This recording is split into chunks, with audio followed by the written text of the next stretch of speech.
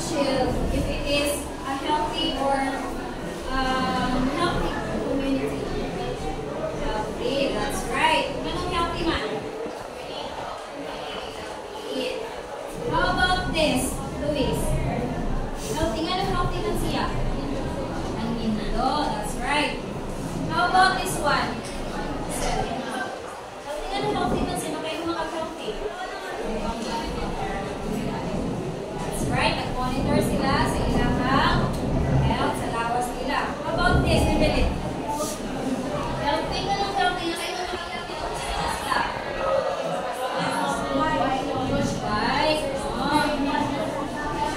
Exercise, very good. How about this? Ano na kayo makag-healthy? Tunsutin na siya. Very good. Oh, dili siya healthy kay nagkalat ng mga basura. How about this, Lucille? How about you, Elimi? Not healthy kay? Ikaw. Yes, ikaw. Nagkalat ang basura. How about this, Jaika? Not healthy kay? Nagkalat ang mga basura. So, parang nakakalo naman mo kung saan pag-determine kung healthy o unhealthy ang community. I have word vocabulary box here.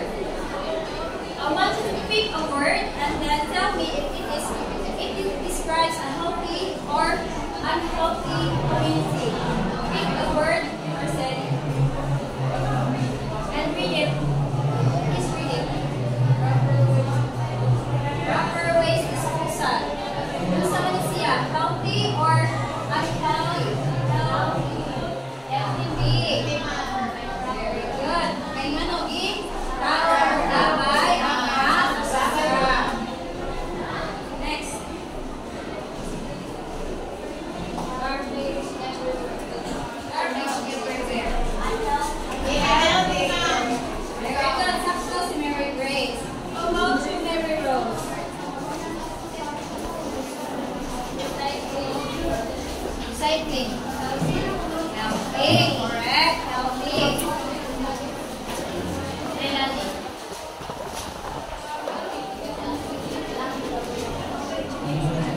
Land pollution. Unhealthy. Unhealthy. That's right. Ikaw, Joanne.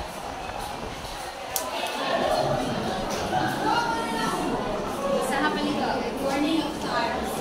O magsunog ang mga ligid sa unhealthy. Very good. Right? Ano yung mga estudyante? Wait.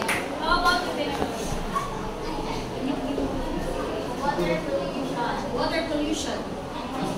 Unhealthy. That's right. Segregation. Segregation. Healthy. Healthy. Kahit ilain ang mga basura. Air pollution. Unhealthy. That's correct. Yes, Sandra May.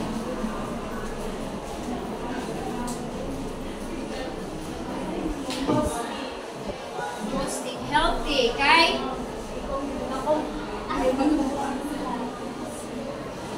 Magamit ni siya para sa mga basura atong i-abono sa mga tanong. Yes, that's right. Next one. Oil spills. Ganang mga sa dagat. Oil spills. Unhealthy. That's correct. Let's give a big hand for everybody for the correct.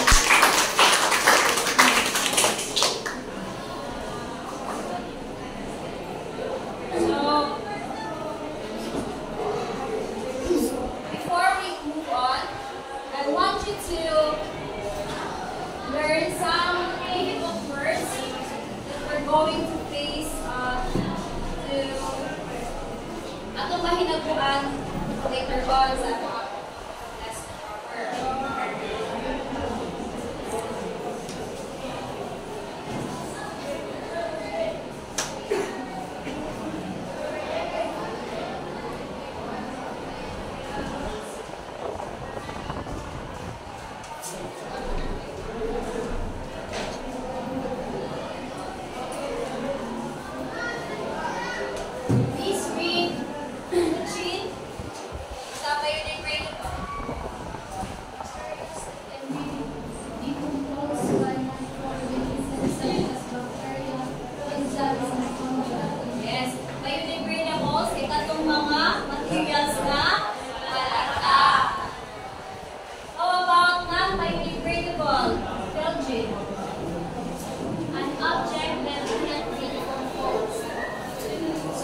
ang mga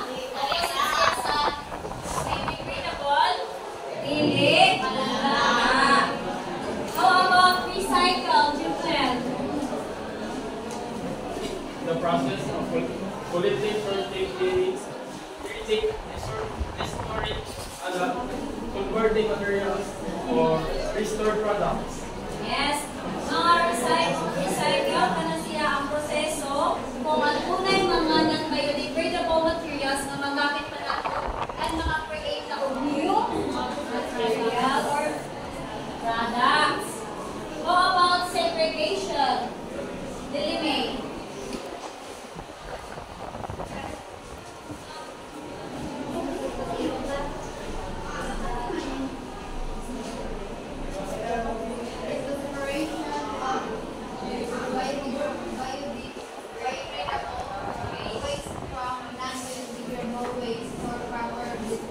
Yes, segregation, mauna ang paglain sa malata o dili malata o mga materials. And the last one is hazardous, Rhea. Waste which results of any of its physical, reactive, toxic, flammable, and explosive characteristics causes danger or is likely to cause danger to health. In short, mauni ang mga materials o mga waste na makadaot o delikado sa atong health. So,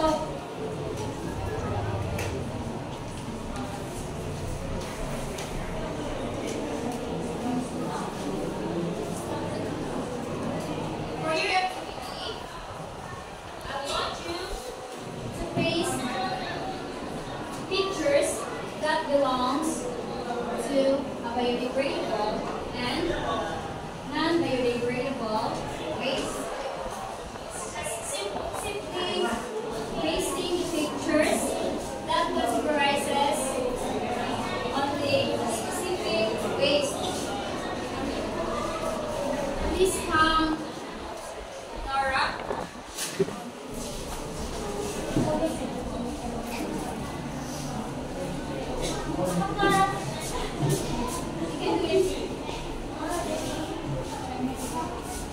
Asa man nila belong?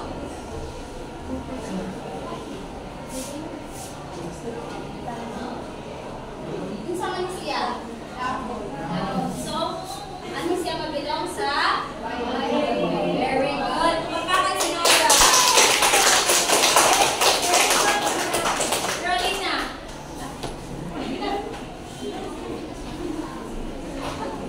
Please two pictures. Para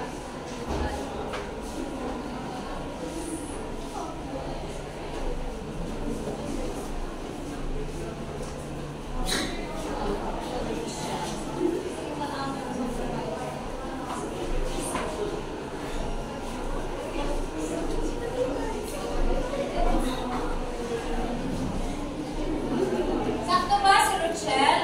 Yes. Very good. Sino pa ba? Ano ba? Rolina. Sakto. Very good, class. About this one. Lelani.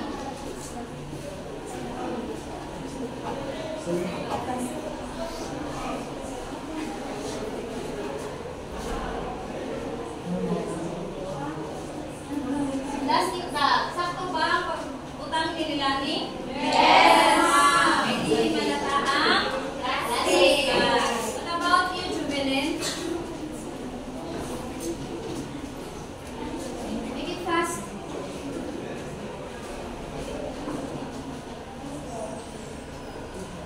Sakto ba ang sanitary napkin? Ibutang sa non-biodegradable? Yes. Very good. Resume. And resume.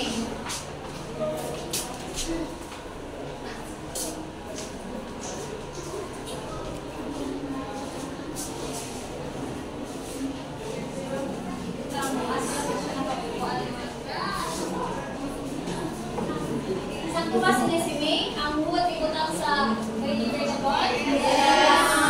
That's right. And how about this? Mga grass. Yes.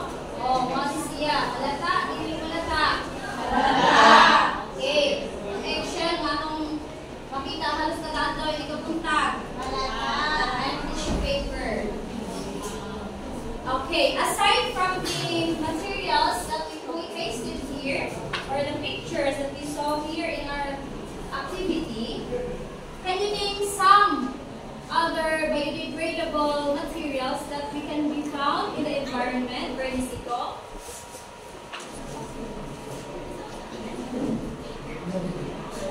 Yes. Makita natin sa atong palibot.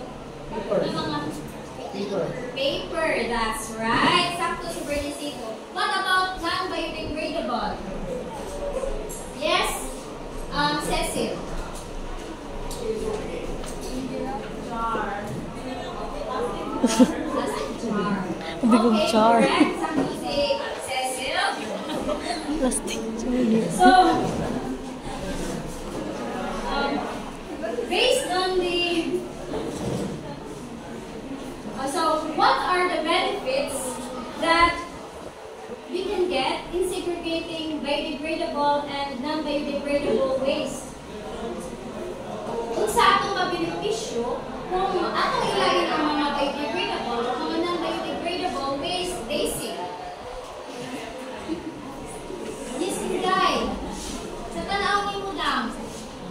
Kung sa may atong makuha, kung atong ilagin ang mga malata o biling malata, we can create or we can have a safety and clean environment for people to live happily and healthy.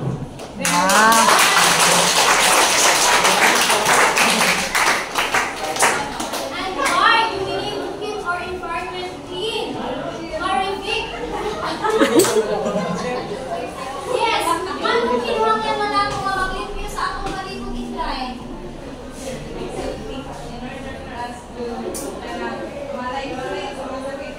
Very good.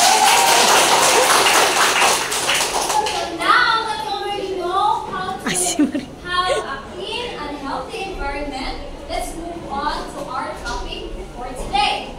Our lesson for today is all about ways to build and keep our environment, school environment, community healthy. But before we do that, I want you to learn first, or I want you to know unsa gyud ang mga materials na atong dapat ilain. So dapat kabaluta kung unsa ang mga materials nga ipanglain nato, dapat kailan ta kaya hindi ta magpataka og labay sa akong basura. Sakto? Yes. Okay. So nakasuway na ba mo? Kinsa dinhi ang magkapasuway og labay og basura? Isang kamot. So kitang tanan nakasuway naglabay basura no? Yes! Kung saan man inyong paglabay sa basura nimo sa inyong balay ni sige.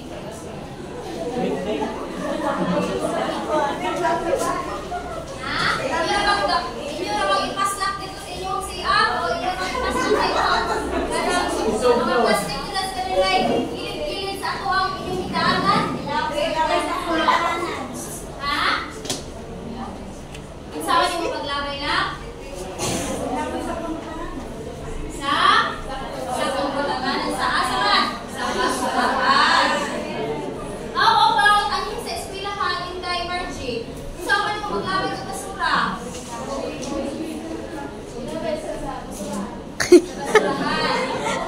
Okay. Kung sa asa mo nga, pag-try mo itong merkado, Irene, kung saan mo maglabay, matakaroon ang design na kayo. Very good!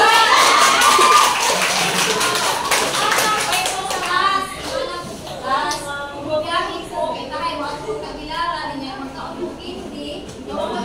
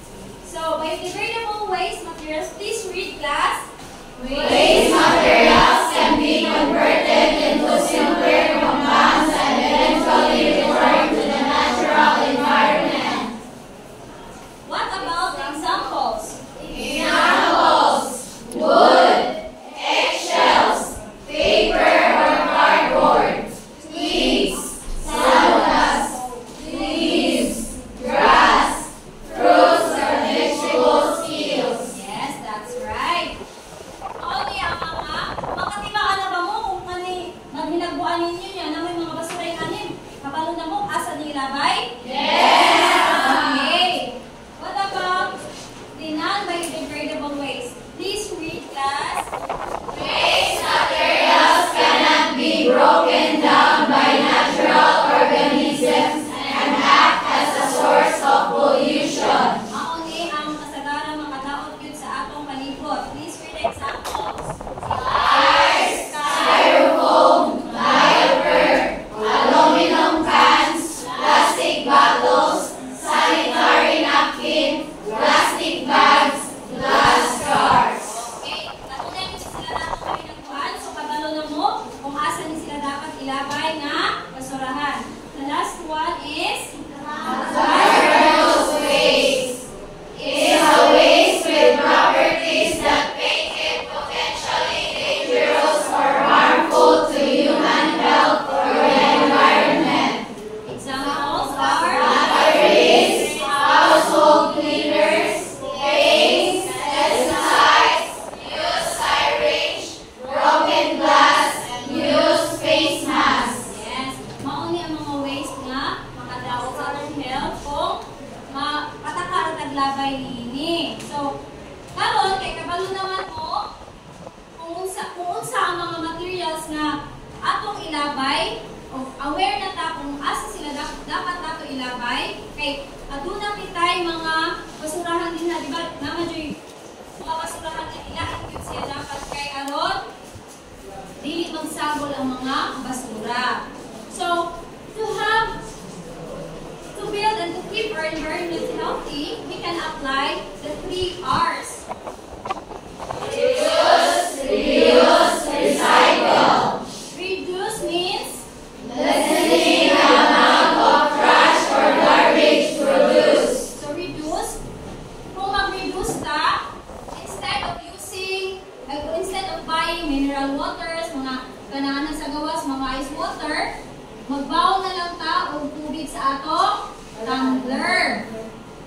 Or kung magbaw ka pagkaon, dili ta magsige palit sa gawas nga naka-plastic or naka-styrofoam. Instead, mugamit ta og mga Tupperwares, di ba? So, makasave ka og dili ta magsige labay og basura. The next one is Reuse. Refers to using materials more than once. oh, kanang moadto mo sa altura, susuri mo diri sa shoppers, instead of using plastic bags, kung sa atong gamiton, eco bags. Yes, that's right. Kung gamit ang eco bag, we will reuse the eco bag para dili magpunog ang mga plastic sa atong palibot. And the last one is Recycle. Means creating new materials or product out of trash or garbage. yes. Sa recycle, intahay aduna mo yung mga plastic bottles, you can make or create a new product out of that garbage. And makapag-decorate, magamit nato siya in a useful way. So, dapat ang mga organic, ano sa organic, mga paper, ano sa paper, glass, mga butang sa glass, ano mga botilya bitaw, mga kuan, kaya pwede na nato siya ibaligya, ano mga wala po sa inyong mga lulo, mga papa, mabaligyan niyo mga kwarta o yana. Plastic, metals, and batteries, ato na silang ipanglain kay ang uban ng mga inana, harmful na siya sa atong health. So,